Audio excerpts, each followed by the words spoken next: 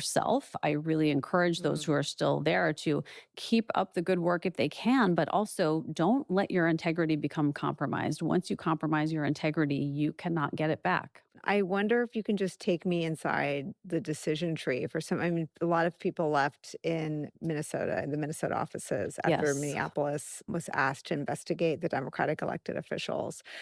Folks have left over the Comey prosecutions. Take me inside some of the stories you've heard of people getting up to that line and leaving.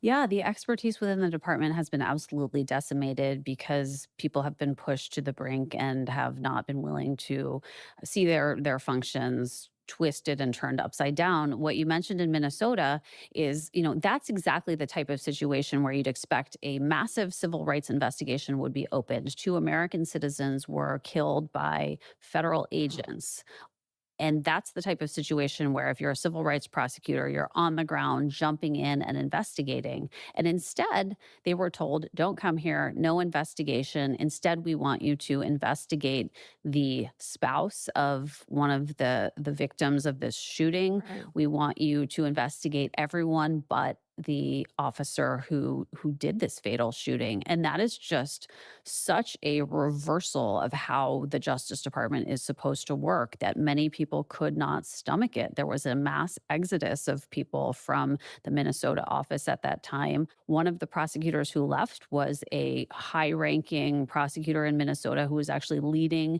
the fraud investigations there that have been a big priority for this Mhm. administration. And it just shows that this is not political. People who are carrying out the other priorities of the administration still can be pushed to a point where they're asked to do something that they cannot stomach. And the corrupt functioning isn't yielding the convictions. I mean, they're getting laughed at of grand juries. I mean, that's extraordinary. It Talk about is that. incredible. Yeah, we have never seen a situation where the Justice Department has repeatedly gone into grand juries and prosecutors have come out empty handed without an indictment. It's just shockingly rare for prosecutors to come out of the grand jury without an indictment because it's such a one sided process. Right. It's a confidential proceeding where the prosecutor gets up there and says whatever they want, essentially, without any judge, without any Yeah. defense counsel. And at the end of the day, the grand jury only has to vote by a majority to return an indictment on a very low standard of proof.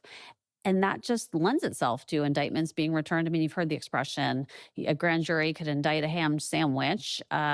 That's basically true, except under this administration, because the indictments that they're seeking are so flimsy. It's happened on a number of occasions that they've gotten indictments and then they haven't held up because they either have made misrepresentations in the grand jury Yeah. that have caused the case to be thrown out, or there are procedural problems. So it's really quite embarrassing. And it's actually very significantly damaging the credibility of the Justice Department within the court system. I mean, how does the department function if it can't?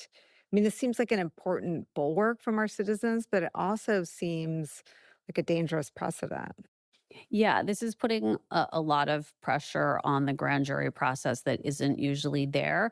I think the good thing about this is that citizens who aren't lawyers, who aren't judges, not in the justice system, now see the role that they can play and how important it is in standing up for the ideals of the rule of law. We actually do have power as citizens if we're called on a grand jury to push back against this type of misconduct.